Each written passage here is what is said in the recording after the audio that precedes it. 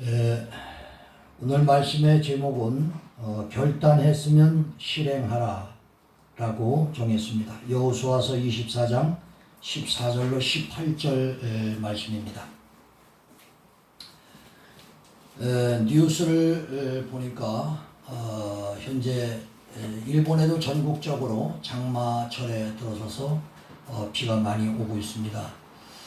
그런데 지금 전 세계적으로 비가 가장 많이 오는 곳은 중국으로 되어 있습니다. 그래서 중국에는 지금 홍수로 차들이 막 떠내려가고 쓰나미처럼 도시 한가운데 1층 이상 높이의 물이 막 흘러다니고 그렇게 엄청난 홍수가 현재 쓸어가고 있습니다. 그리고 거기다가 시안다 댐이라고 하는 댐이 있어요. 큰 댐이 있는데 그 댐이 지금 위험한 처지에 놓여 있다 이렇게 보도가 됐습니다. 그래서 그 댐이 만약에 무너지게 되면 우한까지 그 중심 지역을 다 쓸어버리게 되는, 그러면은 그 우한은 그 이번에 코로나 발생 지역 있죠. 그 우한시는 중국에서 딱 중앙입니다. 거기가. 그래서 그 주변에 미사일 기지 그리고 해병대 기지, 공수부대 기지가 다 그 주변에 있다는 겁니다. 그래가지고서 그쪽으로 물이 쓸어가 버리면은 엄청난 피해를 입게 된다는 거, 거의 마비가 되어버릴 수가 있다 중국이. 그래서 지금 현재 아주 초긴장하고 있는 상태에 있습니다. 거기다가 막 우박이 비가 쏟아지면서 또 우박이 쏟아지는데 어디에는 결함만한 우박, 어디는 주먹만한 우박이 쏟아지는데 그 시는 완전히 자동차가 다 찌그러져 버렸어요. 다 깨지고 찌그러져 버렸어요. 그 우박만한 그 영상에서 나왔는데 정말 주먹만한데 그 모양이 웃겨요. 별처럼 생긴 거죠. 우리 군대 생활 하신 분들은 아시지만 건빵 안에 별 사탕 있죠. 그거 막 삐죽삐죽 그렇게 띵글띵글하게 별처럼 생겼잖아요. 이렇게 딱 그 우박이 그렇게 생겼어요. 별처럼 생겼어요. 이렇게 삐죽삐죽하게. 그래서 주먹만한 것들이 떨어지고. 그러니까 그게 공중에서 수천 미터에서 그냥 수천 미터, 수만 미터 그냥 떨어지니까 그 파괴력이 어떻게 되겠어요? 그냥 유리가 박살나고 자동차는 그냥 다 깨지고 부서져 버리더라고 전부 다. 그래가지고서 완전히 중국에서 지금 이제 그것 때문에 근데 그게 그리고 북경 그 천안문 사거리 거기는 거의 비도 안 오고 번개가 치는 데가 아니 됩니다. 근데 갑자기 대낮에 구름이 치면서 그냥 번개를 그 지역에 막 때려가지고 사람들이 싹 없어져 버리고 이런 현재 중국의 상태로 뉴스에 그게 나왔습니다. 그래서 많은 사람들이 형벌이 아니 하나님의 경계, 형벌이 아니겠느냐 그런 이야기를 많이 합니다. 근데 중국에 그런 우박이 처음이래요. 주먹만한 이런 우박은 있는데 결함만 하고 주먹만한 우박인데 그 모양이 완전히 코로나 그 병균처럼 생긴 거예요. 코로나 병균이랑 똑같아요. 그러니까 별 모양이라니까요. 별다방에 차 마시는 별다방이 아니라 그 건빵 안에 들은 군대 생활 때 건빵 안에 들은 별다방 요만한 게 있어서 삐죽삐죽하게 생겼어요. 그 별다방 똑같이. 그래 생긴 게 이게 코로나 그 세균 생긴 거거든요. 그 생긴 건 똑같이 주먹만한 것들이 그게 떨어져가지고요. 그래 딱딱한 돌보다 더 딱딱한데 그게 떨어져가지고 자동차를 다 부셔버리고 모든 농작물은 다 파괴가 돼버리고 약한 집들도 막 구멍이 뻥뻥 뚫릴 정도로 그렇게 되었다라고 보도가 나왔습니다. 여러분 이제 정말로 재앙의 어떤 시작의 때가 되다 보니까 성경에 있는 그런 내용들이 현실적으로 현재 우리의 삶 속에 뉴스에 그것을 볼 수 있도록 그렇게 나와 있는 것이 아니겠는가 그렇게 생각이 됩니다. 인간적인 생각으로서는 샨다 댐이라고 하는 것이 쾅 무너져서 그냥 확 쓸어버렸으면 하는 생각이 들기도 하지만 우리 예수 믿는 사람들이니까 그렇게 하면은 그 주변에 얼마나 많은 사람들이, 관계없는 사람들이, 정치와 상관없는 사람들이 얼마나 많았으면 또 피해를 입겠어요. 지금도 수천만 명이 현재 어디에서 피신해, 전부 다 사람들 다 피신할 데가 없는 거예요. 도심지를 물이 홍수가 쓸어버리니까 피신을 전부 산으로 올라가서 산이 빡빡하게 사람들이 모이는 거죠. 그게 전체적으로 피신한 사람들이 몇 천만 명이라고 합니다. 그렇게 많이 피신했답니다. 그러니까 여러분 몇 천만 명이라는 숫자는요 우리가 계산할 수가 없어요. 그 사람들이 어디 숙소에 가서 어디 학교에 가서 강당에서 이게 아니죠. 산에 올라가서 피해가 산 꼭대기에 올라가서라 밑에 물이 흘러다니니 그런 상황에 있는 것입니다. 우리는 그런 걸 볼 때 인간적인 생각보다는 우리가 하나님 앞에 거기에 인민들, 거기들도 우리와 똑같은 정치와 상관이 없는 일반 백성들이 얼마나 많습니까? 그 사람들을 피해가지 않도록 위에서 기도하시면서 산다 댐이 무너지지 않기를 바라고 하나님 앞에 기도해 주시기를 부탁을 드립니다. 현재 영국에는 다 풀려서 해변가에 뉴스에 보니까 사람들이 수천 명이 빠글빠글 해변에서 해수욕장하는 것이 나왔습니다. 그래서 1000명 이상이 하루에 감염이 막 되어가고 있습니다. 그리고 미국에는 또 하루에 수만 명이 현재 감염되어 가고 있는 이런 처지에 놓였습니다. 일본에는 이틀째 동경이 현재 50명이 넘어서 어제도 57명이 또 감염됐습니다. 거의 전부가 다 밤에 일하시는 분들, 가라오케, 그리고 캬바쿠라라는 뭐 하는 건 뭐 그런데, 그리고 뭐 하여튼 신주쿠 쪽에 그쪽으로 해서 이렇게 그런 데서 많이 감염이 된 것으로 이렇게 나왔습니다. 아마 앞으로 더 점점 증가할 것이라고 이렇게 전문가들은 보고 있습니다. 여러분들 절대 방심하지 마시고 마스크 꼭 사용하시고 하나님 앞에 지금 하나님밖에 우리가 믿을 자가 없습니다. 하나님만 섬기고 하나님 앞에 나가시기를 바랍니다. 자, 여러분 이제 여러분 한때에 전 세계를 지배해왔던 이대 올룩이라고 하는 것이 있는데 그것이 뭐냐면 민주주의와 공산주의라고 하는 양대 산맥이었습니다. 그래서 이 공산당의 혁명이 언제 일어나냐면 1917년도에 일어났습니다. 지금의 러시아, 과거의 소비에트, 소련에서 시작이 되었던 것입니다.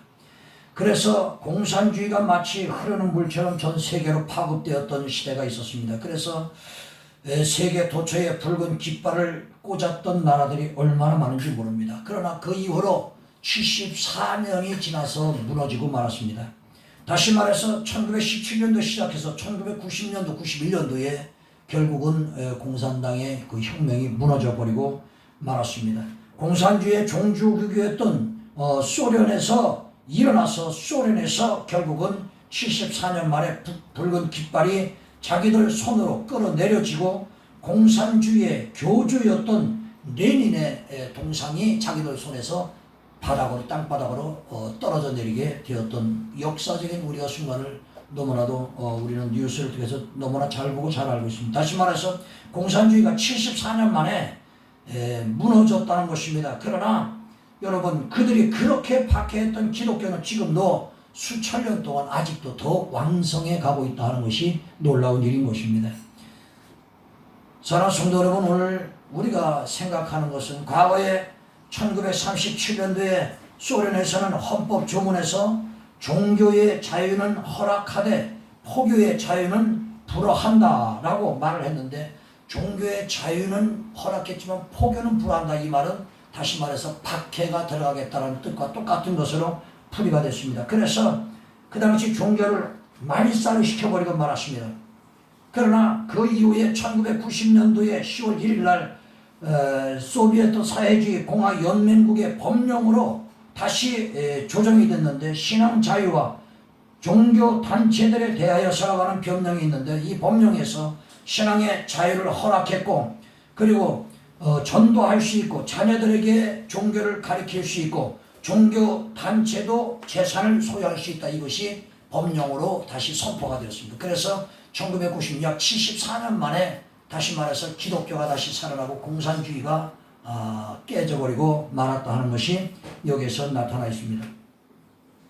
여러분 결국은 여러분 공산주의가 소련 국민들로부터 버림을 당하게 되고 그리고 하나님의 교회 선교의 문은 열리게 됐다 하는 이런 것이 세계사의 흐름으로서 우리가 발견할 수가 있습니다.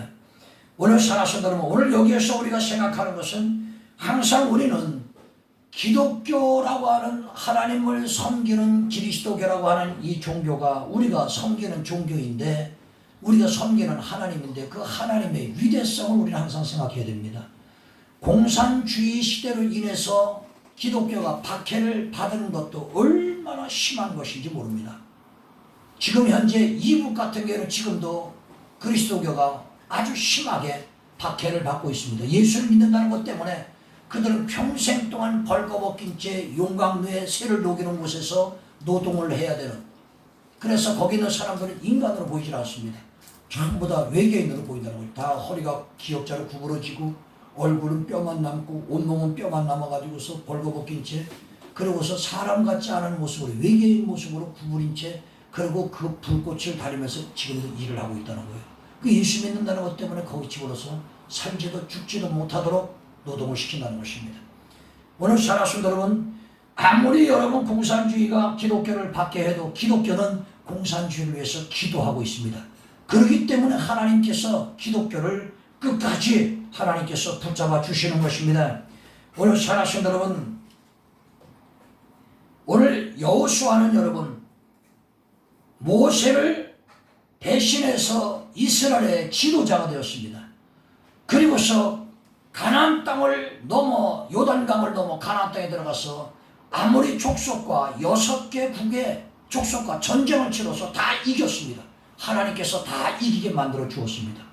그런데 이제 문제는 오늘 본 말씀에서 이제는 다 이겨서 전부 다 지역을 분배를 받는데, 문제는 뭐냐? 더 심각한 문제는 지역 전쟁은 멋있게 이겨놓았는데 더 중요한 것은 이제부터 신앙의 전쟁이 시작되더라. 이렇게 여호수아는 생각했습니다. 그래서 오늘 본문 말씀에 이스라엘 백성들을 모아놓고 여호수아가 외치는 말씀이, 이제는 여호와를 경외하며 온전함과 진실함으로 그를 섬기라. 너희의 조상들이 하면서 애굽에서 우리가 탈출해 와가지고서 이제 하나님의 도움으로 이렇게 해서 이제는 하나님을 섬기라, 하나님 편에서 우리가 이제는 살자 하는 것을 강력하게 말하고 있는 것입니다. 다시 말해서 지역 전쟁보다 더 무서운 것이 무엇입니까? 그것은 종교 전쟁인 것입니다. 신앙의 전쟁인 것입니다. 이것이 모든 사람들은 전부 다 거기에다가 더 역점을 두고 있습니다. 만약에 여러분 대한민국이 하나님의 도우심으로 이북과 남한과 통일이 된다 할지라도, 통일되고 난 다음에 더 무서운 것은, 그건 통일은 지역전쟁 아닙니까? 땅전쟁입니다. 그러나 그 통일되고 난 다음 더 무서운 것이 있다면 그것은 신앙의 전쟁일 것입니다. 오늘 살아신 여러분, 여호수아도 바로 거기에 부닥쳐 있는 것입니다. 오늘 여호수아는 그래서 오늘 강력하게 외치는 것이 있습니다. 첫 번째로 결단하라. 무엇을 결단하느냐? 여호와만 섬기는 것을 결단하라 하는 것을 촉구하고 있습니다. 다시 말해서 여러분, 어떤 어려운 일이 있어도, 어떤 고통이 밀려와도, 경제적인 어떤 곤란을 당해도, 생명의 어떤 위협을 당해도 여호와만 섬기는 결단을 지금 가지라 하는 것을 여기에서 여호수아는 주장하고 그리고 부르짖고 있는 것입니다. 그러면서 14절 말씀에도 보니까 온전함과 진실함으로 그를 섬기라 라고 말하고 있는 것입니다. 오늘 살아신 여러분, 그러면서 참으로 그는 나와 내 가족들은 여호와를 섬기겠노라 하면서 강력하게 말합니다. 그러나 너희들에게까지는, 당신들에게까지 내가 강요하자니 당신들이 필요하고 원한다면 당신들이 원하는 신을 섬기라, 그쪽으로 떠나버려라, 우리에게서 이탈해 떠나라 하는 것을 말해주고 있습니다. 오늘 살아신 여러분, 참으로 오늘 저와 여러분들이 하나님을 섬길 때에 어떻게 섬겨야 되느냐? 아무리 어려울 때에도, 어떤 고통이 밀려올 때에도, 경제적인 곤란이 올 때에도, 생명의 위협이 당할 때에도 여호와 하나님만 섬기는 믿음을 가져야 된다라고 이렇게 말하고 있는 것입니다. 아멘. 오늘 살아신 여러분, 그래서 그러므로 이제는 여호와를 경외하며 성실과 진정으로 그를 섬기라 하고 말했습니다. 오늘 본 말씀에는 온전함과 진실함으로, 이것은 성실함과 진실함으로 라는 뜻과 똑같은 것입니다. 오늘 저와 여러분들이 하나님을 섬길 때 어떻게 섬겨야 되느냐? 성실함과 진실함으로 하나님을 섬겨야 된다, 이렇게 말하고 있습니다. 그래서 요한복음 4장 23절에 보니까 주님은 아버지께 참으로 예비하는 자들은 신령과 진정으로 예배할 때가 오나니, 곧 이때는 아버지께서는 이렇게 자기에게 예배하는 자들을 찾으시느니라. 신령과 진정으로 예배를 드리는 자들을 하나님께서는 찾으시는 그런 분이시라 이것입니다. 다시 말해서 오늘 여호수아가 주장하는 것과 똑같은 것입니다. 온전함과 진실함으로 하나님을 섬기라고 하는 것입니다. 오늘 여러분 온전함이라고 하는 것은 진정함으로써 원어로 되어 있는데 이것은 무슨 뜻이냐면 한마음의 심정을 말하는 것입니다. 변하지 않는 마음, 두 마음이 아닌 한 마음을 가지고 말하는 거예요. 이 온전함이라는 것은 내 마음에 두 가지를 품으면 온전하지 못한 것, 내 마음에 한 마음을 다시 말해서 하나님만 섬기는 것, 내 마음속에 하나님 외에 다른 신을 두지 않는 것, 바로 그것인 것입니다. 이것이 여러분 온전한 것입니다. 이것이 여러분 진정한 것입니다. 어느 산하신들 오늘 저와 여러분들이 하나님을 섬길 때 한 마음은 가지고서 섬겨 나가십시오. 오늘 산하신들 여러분 한 마음만 가지고서 우리는 세상에서도 살아가야 되지 않겠습니까? 다시 말해서 끝까지 변함이 없는 마음을 가리키는 것입니다. 부부관계에서도 한 마음을 가져야만이 변함이 없는 것입니다. 교회를 섬길 때도 한 마음을 가지고서 교회를 섬길 때 끝까지 주님 오시는 그날까지 우리가 한 교회를 섬길 수가 있는 것입니다. 하나님을 향한 한 마음이 필요한 것입니다. 이 한 마음이라는 것은 쉽게 말해서 변하지 않는 것입니다.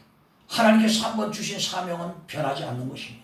이것이 한 마음, 이것이 온전한 것입니다. 오늘 저와 여러분들이 여호수아가 주장하는 이 말 온전함으로 하나님을 섬기라, 또 여러분 진실함으로 성실함으로 하나님을 섬기라 그렇게 말하고 있습니다. 그래서 온전함이라고 하는 것은 한 마음, 변하지 않는 마음을 말하는 거예요.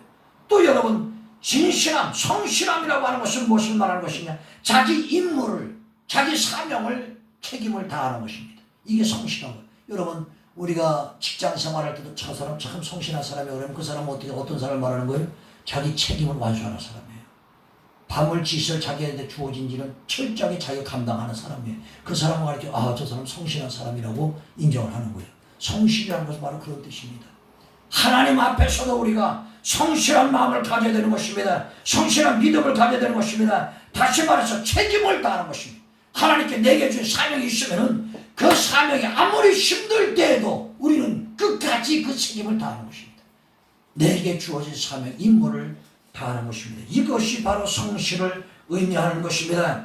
오늘 사랑하시는 여러분, 사람들도 성실함과 마음이 변치 않는 진실한 사람을 좋아합니다. 그 사람들을 여러분 사랑합니다. 하나님께서도 바로 그 사람들을 축복하신다라고 말하는 것입니다. 오늘 저와 여러분들이 하나님께 축복을 받고 싶다면 성실한 사람으로, 온전한 사람으로 하나님 앞에 살아가십시오. 다시 말해서 하나님께서 내게 주신 사명을 마지막까지 아무리 힘들어도 감당해 나가는 거예요. 우리 교회가 아무리 힘들어도 1년에 1회를 일본 전국을 순회하기로 약속하고서 하나님 앞에 계약한 우리 교회입니다. 그러면 우리는 아무리 힘들어도 우리는 일본을 1회 반드시 해변국도로 순회하면서 복음을 전해야 되는 것이, 이것이 우리 교회의 사명. 이것을 온전히 감당할 때 하나님께서 우리 교회를 보실 때 너희 교회는 성실한 교회라 이렇게 판단하신다는 겁니다. 그 성실이라는 것은 여러분 성도들이 많고 적고 교회가 크고 작고 전혀 관계가 없는 것입니다. 오늘 그 교회에 하나님께서 주신 사명을 책임을 다 하느냐 못하느냐 거기에 따라서 성실한 교회라, 성실한 사람이라 이것을 말씀하시는 것입니다. 또 여러분 온전한 것이 무엇이냐? 온전한 것은 여러분 다른 것이 아니라 한 마음을 가지고서 변하지 않는 것, 한 마음으로 살아가는 것. 한 마음으로 살아간다면 여러분 문제가 뭐가 있겠어요? 많은 사람들이 두 마음을 갖고 살기 때문에 문제가 되는 거 아니겠어요? 오늘날 여러분 우리 예수 믿는 사람들은 한 마음을 갖고 살아가시기를 바랍니다. 사랑에도 한 마음을 가지고, 부부 사이에서도 한 가정에 모든 사람들이 한 마음을 가지고, 교회를 섬길 때도 모든 성도들이 한 마음을 가지고, 여러분 우리가 일을 할 때도 직장에서도 한 마음을 가지고, 한 마음을 가지고서 변치 않고 일한다는 것, 살아간다는 것, 이것이 바로 진정한 믿음으로 살아가는 것이라 온전한 믿음이라고 이렇게 말씀하고 있는 것입니다. 여호수아가 여러분 온전함으로 성실함으로 여호와를 섬기라 이렇게 주장하는 것에는 그런 의미가 있다라고 하는 것입니다. 오늘 사랑하신 여러분, 오늘 저와 여러분들이 우리가 가만히 생각해 보면은 세계의 여러분 GNP가 높은 나라들을 보게 되면은 덴마크, 오스트라리아, 그리고 스위스, 노르웨이, 그리고 미국, 캐나다, 스웨덴 이런 나라가 전부 다 기독교 국가로서 GNP가 다 높습니다. 굉장히 높습니다. 몇만 불씩 됩니다. 그러나 GNP가 낮은 나라들을 보면 전부 다 마르크스주의나 주체 사상을 신봉했던 나라들입니다. 다시 말해서 소련, 체코, 루마니아, 헝가리, 북한, 중국 이런 나라들이 전부가 다 다시 말해서 기독교국이 아니라 이런 말인 것입니다. 다시 말해서 공산주의 사상, 주체 사상의 국가를 이루어 나가고 있는 나라들이란 말이에요. 이 나라들은 전부 GNP가 아주 낮습니다. 다시 말해서 못 산다는 얘기입니다. 거지처럼 산다는 것입니다. 얼마나 힘들게 사는지 모르. 이건 전 세계적으로 지도를 펼쳐놓고 딱 보면 대본에 그것이 쫙 통계가 나와 있어요. 다시 말해서 하나님을 선택하고 하나님을 섬기며 사는 나라들은 잘 사는 나라들로 아주 유명하게 전 세계적으로 지금도 딱 눈에 띄지만은, 그러나 하나님을 대적하고 주체 사상에 공산주의 사상에 빠져서 하나님처럼 섬기는 것 같지만 하나님이 전부 인간이 되어서 섬기는 나라, 이런 나라들은 전부 다 지금 얼마나 못 사는 나라인지 모릅니다. 오늘 사랑하신 여러분, 시편 33편 12절에도 보니까 여호와로 자기 하나님을 삼은 나라 곧 하나님의 기업으로 예비된 모든 백성들은 복이 있도다 그랬습니다. 하나님을 섬기고 하나님을 기업으로 삼는 백성들은 다 복이 있다. 다시 말해서 잘 살게 돼 있다 이 말입니다. 오늘 사랑하신 여러분, 오늘 저와 여러분들이 하나님을 섬기게 된 것이 하나님의 가장 큰 축복인 것을 믿으시기 위해서 축원합니다. 그러나 여러분 더 큰 축복을 받기 위해서 온전함과 성실함을 소유하십시오. 온전함과 성실함을 가져야 되는 거예요. 온전함이라는 것은 한마음인 것입니다. 변하지 않는 것입니다. 성실함이라는 것은 책임을 다하는 것입니다. 사명을 감당하는 것입니다. 이게 성실한 것입니다. 오늘 사랑하시는 여러분, 저와 여러분들이 변함이 없는 책임을 다하는 그런 믿음으로 하나님을 섬겨나가시기를 예수의 이름으로 축원합니다. 이제 두 번째로 여러분, 여호수아가 주장하는 것은 하나님 편에 서라. 나는 하나님을 선택한다. 너희들은 어느 것을 우상을 선택하겠느냐, 하나님을 선택하겠느냐 하고서 말합니다. 다시 말해서 하나님을 선택하라 이것입니다. 하나님 편에 서라 이 말인 것입니다. 오늘 사랑하신 여러분, 오늘 저와 여러분들이 하나님을 선택하면 하나님 편에 우리가 서 있는 것입니다. 오늘 그런데도 문제가 얼마나 많이 있는지 모릅니다. 여러분, 많은 사람들이 하나님 편에 서 있다고 하면서도 이스라엘 백성들 가운데서도 하나님 편에 서 있다고 하면서 시시때때로 문제가 제시되면 그 문제에 대해서 부정적인 견해를 주장하고서, 그리고서 하나님의 종이나 하나님의 백성들을 참으로 적으로 삼으려 하는 사람들이 반드시 등장하고 있습니다. 그것은 전부 다 어떤 이유에서냐, 섞인 자라 이렇게 나와 있습니다. 온전한 이스라엘 백성들이 아니라 애굽에서 출애굽해서 나올 때 애굽의 사람들이 같이 따라 나온 사람들, 그리고 가나안 땅에서 여섯 나라와 전쟁을 치러 나갈 때에 그 전쟁 치르는 가운데서 다른 나라 사람들이 이스라엘에 들어와서 항복하고 들어와서 살게 된 사람들, 이런 사람들이 전부가 다 처음부터 이스라엘 백성이 아닌 사람들입니다. 다시 말해 하나님 백성이 아니었던 것입니다. 이 사람들이 문제만 있으면 전부 다 부정적인 것으로 견해를 내어 걸고서 하나님의 백성들을 적으로 삼고서 싸우려고 전쟁을 치르려고 하는 이러한 조건들을 계속해서 이스라엘의 역사 속에 나타나 있습니다. 오늘날 여러분, 이것은 여러분 어떤 교회도 마찬가지인 것입니다. 다시 말해서 섞인 자가 있는 것입니다. 무엇이 섞였느냐, 하나님만 섬기는 것이 아니라 그 마음속에 또 다른 무엇인가를 섬기고 있어요. 어떤 사람은 돈을 섬기고, 어떤 사람은 사람을 섬기고 있고, 어떤 사람은 명예를 섬기고 있고, 어떤 사람은 여러분 또 다른 뭔가 자기가 사랑하는 어떤 존재를 두고서 또 사랑하고 있단 말이에요. 다시 말해서 하나님 외에 또 무엇인가를 사랑하는 존재가 마음속에 있을 때 그것은 섞인 자와 똑같은 것이 아니고, 이런 사람들은 어떤 교회에서 문제가 날 때, 내 생활에 어떤 문제가 있을 때 부정적인 흐름으로 그들은 흘러가게끔 되어 있는 것입니다. 오늘 사랑하는 여러분, 다시 말해서 이 우상이라는 것이 섞여버리면 하나님을 섬겨야 되는 사람들에게 우상이 섞이게 되면 잘하는 것 같으나 평상시에는 나타나지 않습니다. 그러나 어떤 문제가 딱 생기면 그때부터 의심하기 시작합니다. 그때부터 마음을 흐트러뜨리고 사람들을 흐트러뜨리려고 합니다. 부정적으로 나옵니다. 그리고 흉내를 냅니다. 결국은 발각이 나지만 나는 이렇게 훌륭하게 하나님의 일을 잘한다, 이런 흉내를 내게 됩니다. 또 더 나아가서 하나님 말씀에 불순종합니다. 이런 것들이 전부 다 섞인 사람들에 의해서 나타나는 모습이에요. 오늘 저와 여러분들이 온전히 하나님만을 섬기는 그런 백성이라고 하면은 이 섞임이 없어야 되는 것입니다. 섞임이 없어야만이 의심하지 않고 흐트러뜨려고 하지 않고서 부정적인 견해를 갖지 않고서 흉내내는 사람이 아니고 불순종하는 사람이 아니 되는 것입니다. 하나님만을 섬기는 사람은 오직 한 마음으로 변치 않는 것이고 책임을 다하는 성실한 사람이 되는 것입니다. 오늘 살아신 여러분, 오늘 저와 여러분 하나님을 섬기고 그 다음에는 하나님을 선택해서 하나님 편에 서서 모든 것을 결정하고 긍정적으로 따라가시기를 예수 이름으로 축원합니다. 살아신 여러분, 그래서 여러분 과거에 유럽에 보면은 노르웨이라고 하는 나라가 있습니다. 그 나라가 지금 얼마나 잘 사는지 모르는데 그 나라는 최초의 전 세계에서 바이킹족의 종주국입니다. 노르웨이가. 그래서 참으로 그들은 바이킹에 의해서 나라가 통치되었던 그런 나라입니다. 그래서 바이킹이라고 하는 것은 주로 바다를 활동 무대로 전쟁을 즐기면서 살아가는 사람들인 것입니다. 그들은 다신교, 신앙, 하나님의 말씀, 다신교적인 신앙을 갖고 있었습니다. 그런데 예수님 오시고서 AD 800년에서 1050년 그 사이에 250여 년 동안이나 여러분 바이킹의 나라를 다스렸던 나라인데 그들은 그래서 탐험을 하고 무역을 하고 영토 확장을 하고 여러분 콜럼버스가 미국 대륙을 발견하기 이전 500년 전부터 이들은 배를 만들어서 바다에 띄워서 바다를 점령하고 살았던 나라들입니다. 그 얼마나 빠른 배에 대해서 바다에 대해서 얼마나 발달된 나라입니까? 그런데 그들이 AD 1050년경에 영국과 불란서에서 기독교를 수입을 하게 됐습니다. 그리고서 그들은 바이킹의 그 주체가 사라져버리고 기독교라고 하는 신앙이 주체가 되었습니다.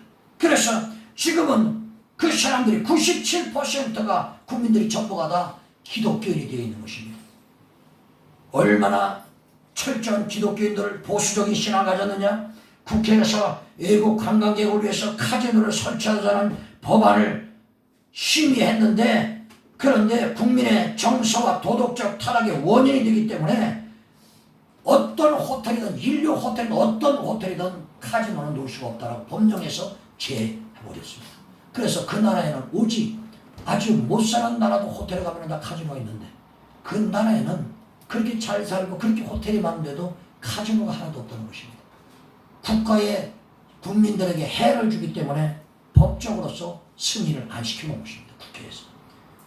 얼마나 여러분 놀라운 것입니까? 다시 말해서 바이킹 국가였는데 하나님을 섬기는 기독교를 받아들인 후서부터 그들은 여러분 완전히 선진국이 되어버리고 말았던 것입니다.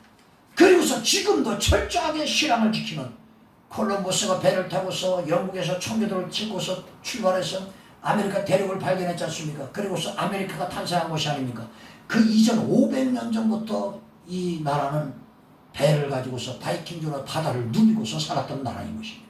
얼마나 용감무쌍한 나라였는가 하는 것입니다. 오늘 살아신 여러분, 그렇게 무식한 바이킹족이 예수 그리스도를 받아들이고서 지금은 전체가 기독교국가 97%가 국민들이 예수를 믿고 기독교인이 돼서 그리고서 국회에서 통과가 돼서 카지노도 하나 허락을 할 수 없는 그 정도의 기독교 국가로서 아주 선진국 중에 선진국으로 살고 있다고 하는 것입니다. 다시 말해서 하나님을 섬기고 하나님 편에 서서 살아갈 때 바로 그런 믿음으로 국가가 운영되고 그렇게 살아야 되지 않겠는가 하는 것입니다. 오늘 살아신 여러분, 저와 여러분들이 우리나라가 그렇게 되기 위해서 기도하시기를 부탁을 드립니다. 여러분, 이제 세 번째로 그렇다면 왜 하나님을 섬겨야 되는 것이며 왜 하나님 편에 서야 되는가 하는 것입니다. 그 이유가 여러분 17절 18절에 기록되어 있습니다. 17절 말씀에 보니까 그런 말씀이 기록되어 있습니다.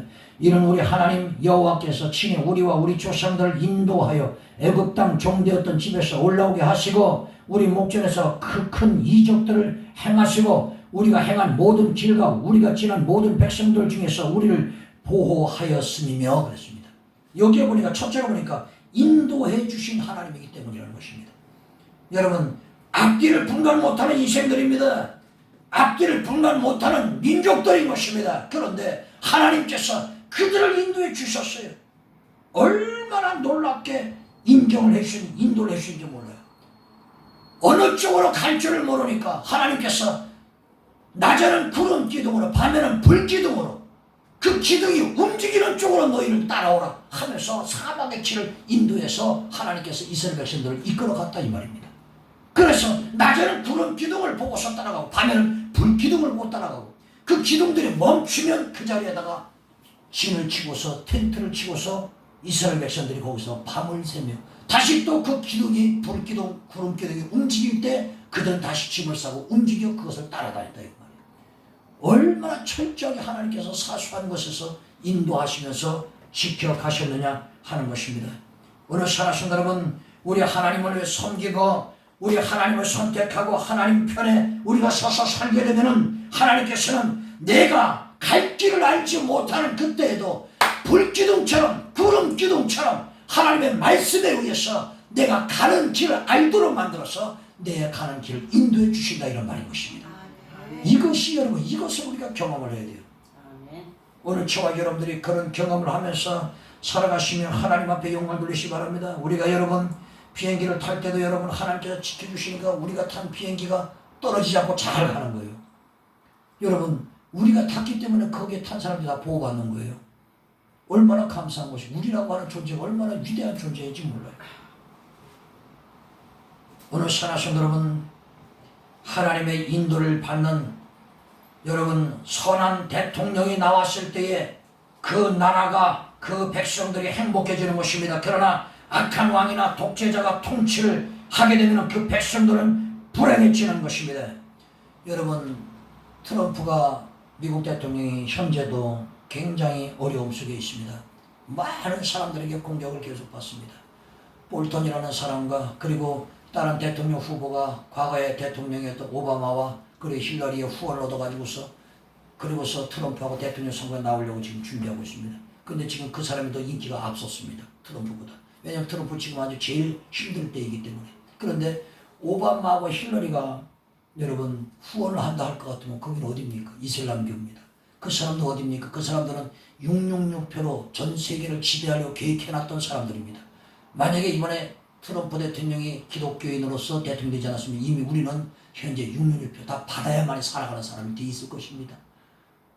그렇기 때문에 힐러리나 오바마가 후원하는 사람이 대통령 후보가 나와 대통령이 되어버린다 하면은 4년 안에 우리는 전부가 다 기독교는 폐쇄되고 하나님 말씀은 지상에 사라지고 백화점의 캐롤송은 없어져 버리고 그리고서 전부 다 이제는 기독교의 박해가 들어갈 뿐만 아니라 독재 중에 최고의 독재 시대가 전 세계로 그것이 흘러가게 됩니다.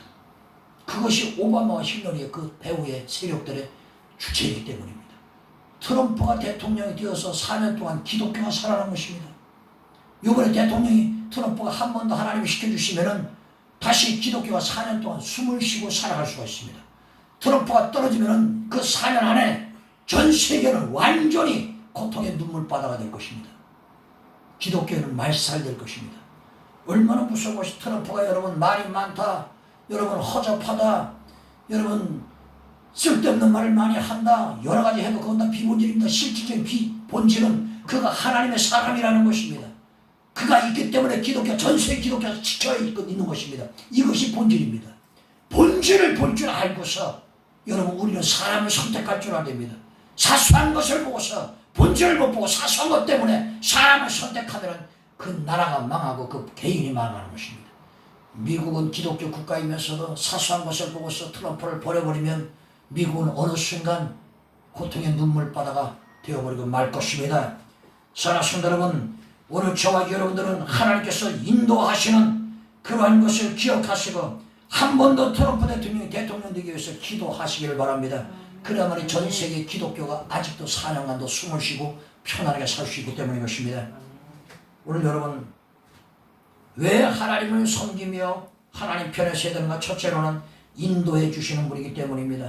두 번째는 여러분 큰 이적을 행해 주시는 분이라고 기록되어 있습니다. 여러분 얼마나 이적을 해 주셨는지 성경 말씀에서 우리가 찾아보면 여러분 사소한 것에서는 길을 인도하기 위해서 불기둥, 구름기둥으로 인도해 주신다고 했어요. 그거는 사소한 일입니다. 아침에 일어나면 만나를 주셔서 그 백성들의 허기를 다 지게 만든. 만나라고 하는 것은요 밀가루와 설탕같이 생긴 거예요. 그래서 맛이 달콤합니다. 그래서 그걸 집어가지고서 그걸 떡으로 만들어도 먹고 그냥 먹기도 하고 그럽니다. 우유를 먹듯이 그냥 먹기도 해요. 근데 그것은 하루를 보관을 못합니다. 하루가 지나면 썩어버립니다. 그건 하루만 딱 보관했다가 세 끼를 먹으면 딱 맞는 거예요. 하루 세 끼를 하나님께서 만나로 이스라엘 백성들을 계속 먹인 거예요. 광야에서. 얼마나 사소한 것까지 하나님의 기적으로 그들을 인도해 주시고 먹이시는 것입니까?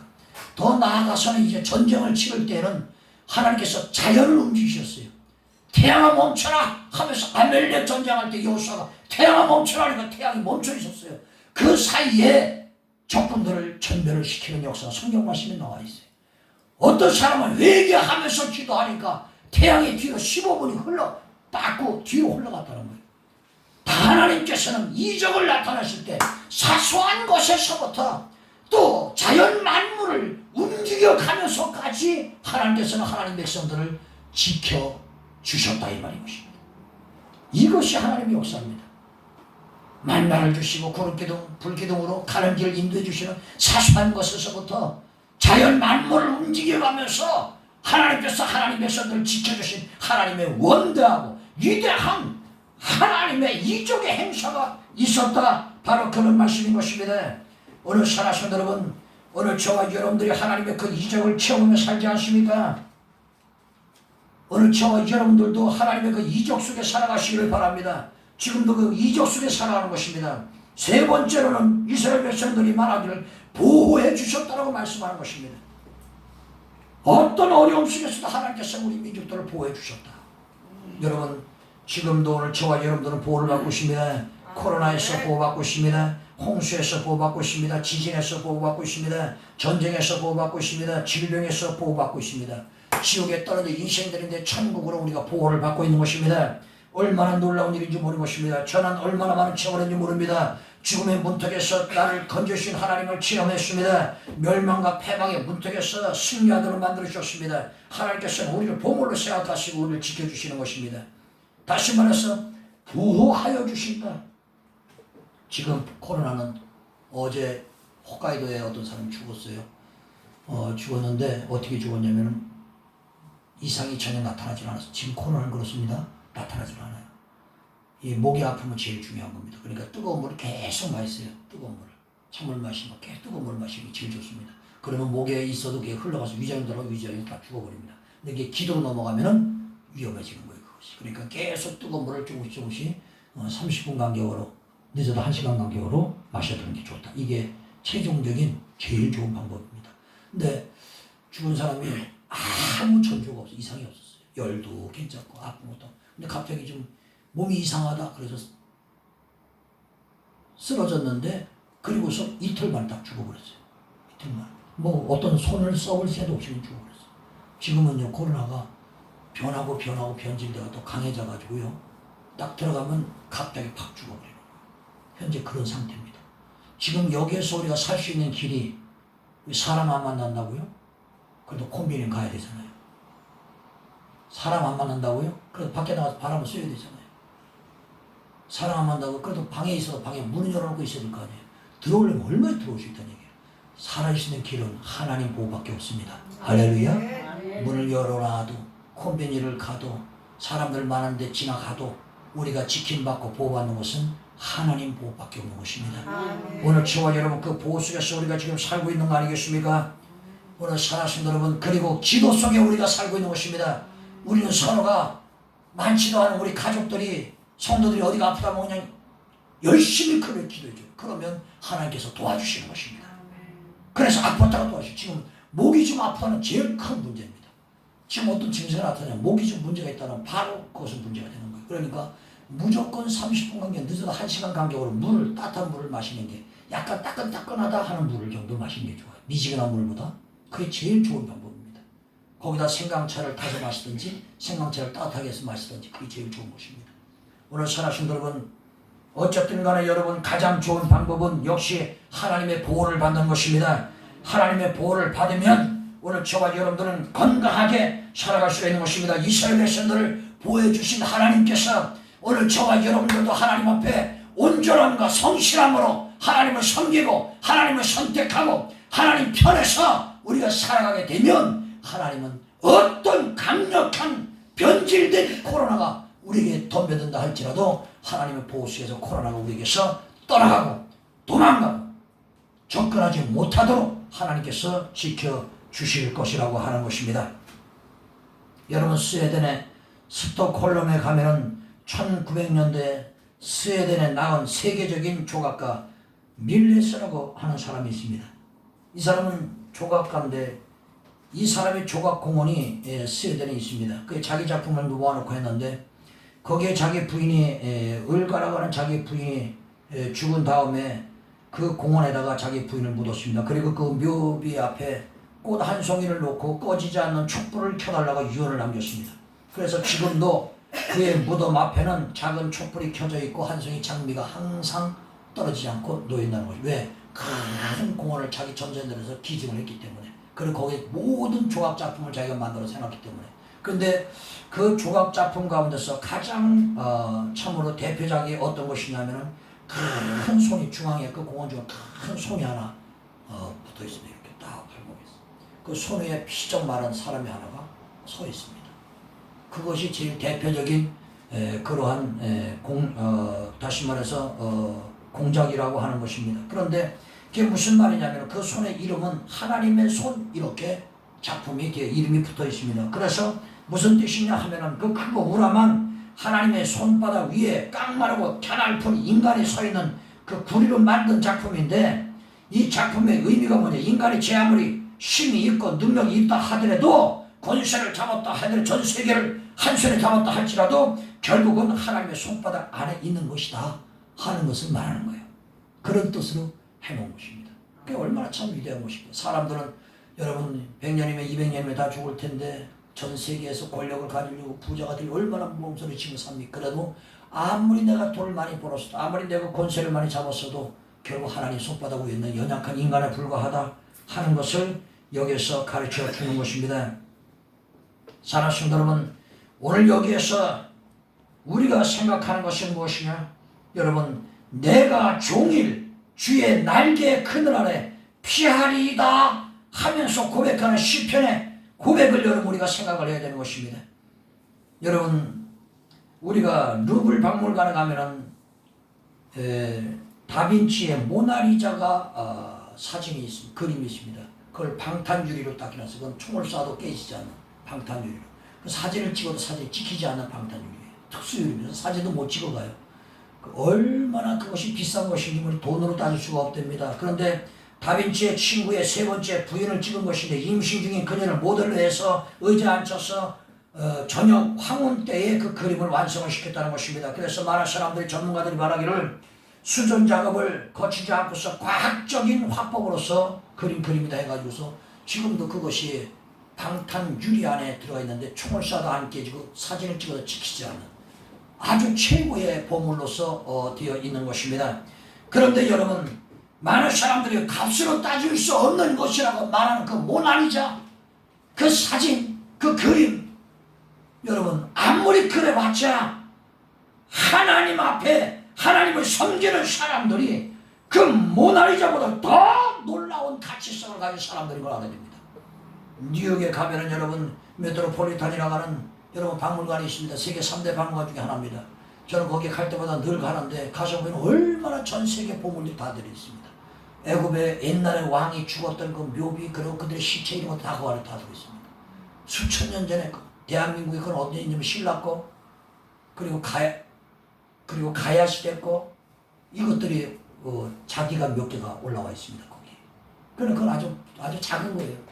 수천 년 전, 수백 년께 아니라 수천 년 전 것들이 거기에 전 세계 모든 것들이 다 들어있어요. 전부 다 그건 값을 따질 수 없는 보물들이에요. 그러나 제가 볼 때는 오늘날 하나님을 온전함과 성실함으로 섬기고 그리고 하나님을 선택하고 그리고 하나님의 편에 서서 신앙생활하며 그리고서 하나님의 보호를 받고 그리고 하나님의 지킴을 받고 그리고 하나님의 인도를 받고 있는 오늘 저와 여러분들이 훨씬 더 가치가 있고 보물이라 이 말이에요. 오늘 살아신 여러분, 나는 내 자신의 생명의 가치는 하나님 앞에 성실과 온전함으로 섬기고 있는 내 생명의 가치는 오늘 여러분 모나리자 그림보다도 메트로폴리탄에 있는 수많은 보물보다도 여러분 스톡홀름에 있는 그 어떤 여러분 작품보다도 오늘 저와 여러분들은 훨씬 가치가 있는 하나님 앞에 보물된 생명체인 것을 기억하시기 바랍니다. 오늘 저와 여러분들은 그래서 저는 결론을 내리고 싶습니다. 우리는 그만한 가치가 있고 보물에 하나님의 능력과 하나님의 힘이 있는 그러한 하나님의 생명체입니다. 그렇다면 이제 하나님의 섬김과 이제 하나님의 선택함과 이제 하나님 편에 서 있다고 하면은 이제 순종함으로 이제는 하나님 말씀에 내게 주어진 사명을 책임을 다함으로 이제는 실천하는 그런 믿음을 갖고 살자 이것입니다. 하나님을 선택하는 결단을 내렸으면 이제 그 결단을 실천하는 실행하는 그런 믿음의 결단이 또 있어야 됩니다. 오늘 저와 여러분들은 마음의 결단만 가지고 하나님 사람이라 말할 수 없습니다. 하나님 주신 하나님의 명령과 하나님 주신 하나님의 사명을 실행할 수 있는 실천할 수 있는 그러한 살아있는 하나님의 백성들이 다 되어주시기를 예수의 이름으로 축원드리겠습니다. 기도 올리겠습니다.